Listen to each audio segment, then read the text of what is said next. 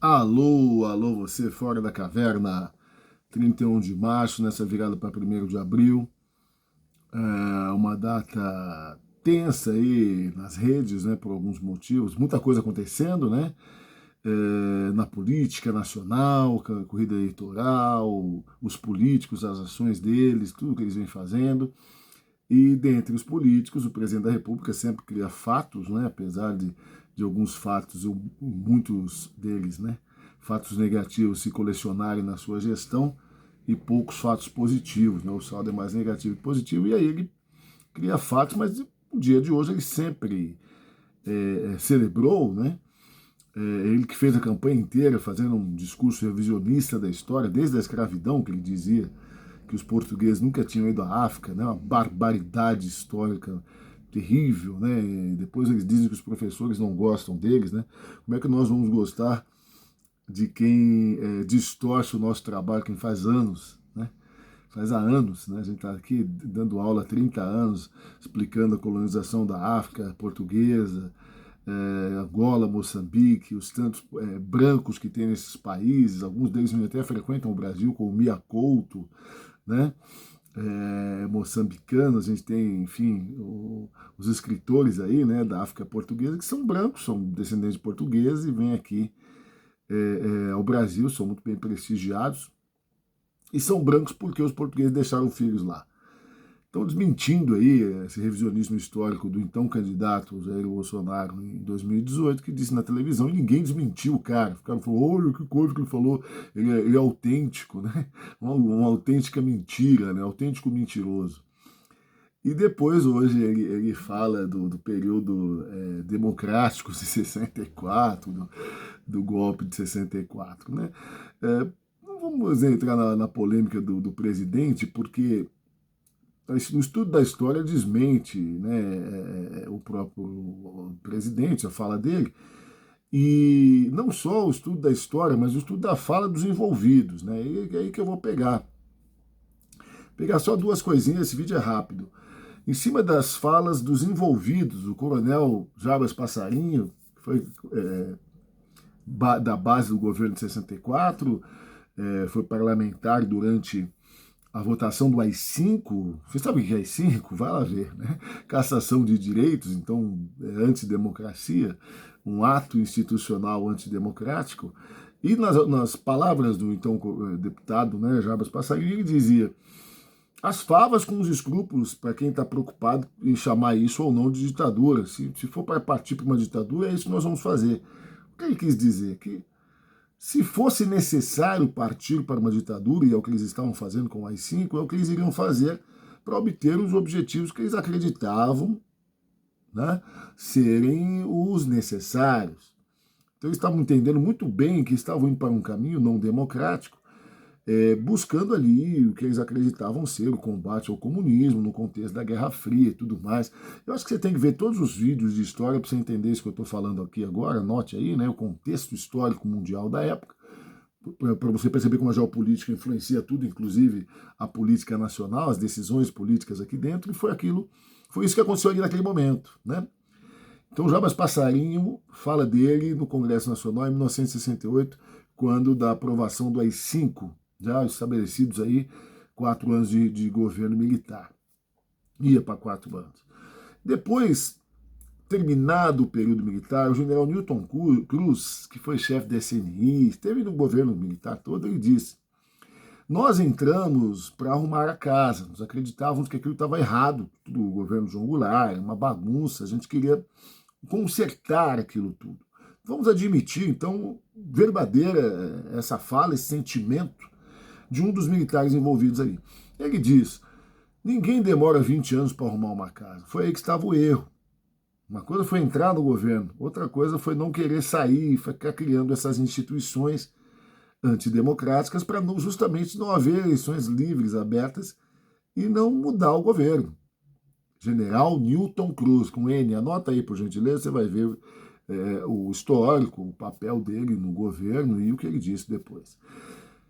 E para fechar, né, a decisão do general Geisel, que ele faz o seu sucessor, né, o general Figueiredo, já com a missão de, no seu mandato de 5 anos, de fazer a abertura e o fim. A abertura significaria o fim dessas instituições antidemocráticas, ditatoriais. O que é ditatorial? Que tende para a ditadura. Não é uma ditadura plena nem clara, mas tende para a ditadura. Então não é democracia. Certo? O que não foi é democracia. Você pode discutir o que você quiser o nome. Aliás, esse é o meu segundo ponto, o último ponto. Os nomes, né? Como a gente é preocupado com os nomes. Mas antes para os nomes, só para fechar. O general Geisel, que entra ali naquela transição de 1974, dentro do grupo político, que havia divisões também dentro daquele grupo, não era uma coisa só e tal.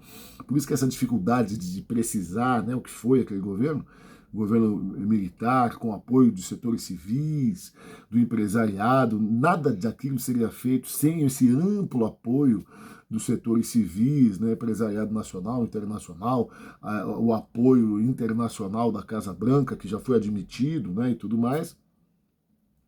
Os arquivos da Casa Branca foram abertos pelo Obama, ele já confessou isso, podem pesquisar lá. Então optou-se por uma via não democrática e depois, no final, optou-se por abrir para a democracia, porque entendia-se, quem que entendia? Os generais daquele grupo, que tinha que abrir, tinha que sair daquele caminho, fazer uma guinada para a democracia. Isso é o entendimento dos generais que estavam no governo Geisel e Figueiredo, certo? Tanto é que eles começam a reprimir e ir contra a tortura, que todo mundo que defende o governo daquela época diz que era necessária. Mas era uma guerra e tal.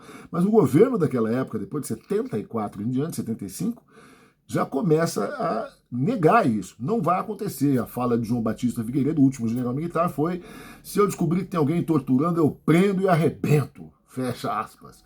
Fala do presidente Figueiredo. Então você fica com tudo isso, interprete como quiser. E, finalmente, a questão dos nomes, né? 15 de novembro de 1889, nós tivemos um golpe contra a monarquia. Para quem é republicano como eu, até que melhor, né? Tinha que terminar, a monarquia estava em decadência, e precisava terminar, mas ela não ia acabar sozinha. Então os generais positivistas deram aquele golpe em 1889, 15 de novembro, anote aí. Depois, nós vamos poder encontrar um outro golpe em 1930, com Getúlio Vargas, chama de Revolução de 30, um golpe. Veja o contexto político da eleição ali, que ele perde as eleições e toma o poder. Golpe, né? Mas se você fica ofendido com esse nome, chame como quiser. Nos livros está escrito Revolução de 30, porque mudou muito a sociedade, porque atendia muitas demandas dos anos 20, né, com o tenentismo, as greves, os movimentos todos que vinham vindo nas décadas anteriores.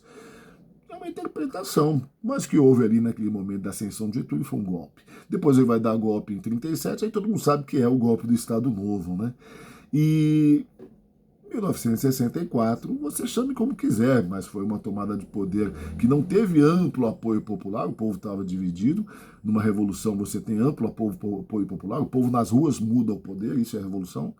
E quem saiu à rua foram tanques de guerras e tropas. Aí. Agora, você pode seguir o raciocínio dessas figuras que eu citei aqui, desses militares que eu citei do governo da época, que tinham uma intenção, um raciocínio, tinham um plano, seguiram esse plano, depois fizeram uma análise crítica do próprio plano, com esses nomes que eu citei aqui. Você pode até concordar com eles e você vai convir que nem tudo deu certo ali, né? E a própria tomada do poder pode ter sido para eles algo correto no começo, em 64, criado um caminho que eles acreditavam que iria para uma democracia, mas que não foi, e eles mesmos admitem isso. Então, derruba-se os argumentos do atual presidente, que nem estava lá direito para saber, né? Ele é pouco mais velho que eu, nós crescemos no período militar, e só uma coisa para deixar para vocês como registro, né? Eu me habituei na minha vida de criança, comecei a trabalhar muito cedo, né? A gente com 14 anos trabalhava, a gente se habituou a fazer isso aqui, ó. Carregar uma carteira recheada, não de dinheiro, mas de todos os documentos.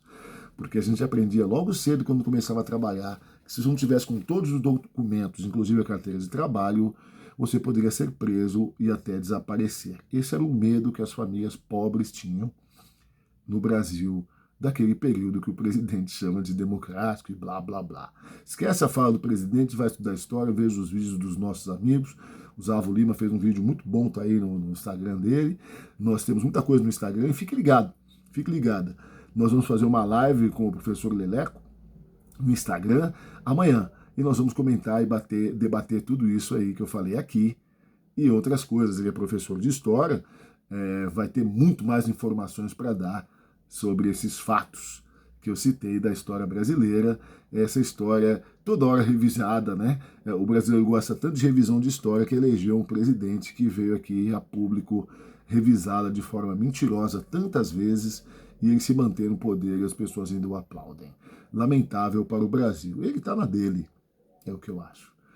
Vamos estudar, saia da caverna, põe aqui o seu comentário, sua pergunta, a gente responde e até o próximo vídeo. Deixe o seu like, contribua com o canal, repasse esse vídeo para os seus amigos que a gente vai estar aguardando e agradecidos da sua contribuição. Um abraço.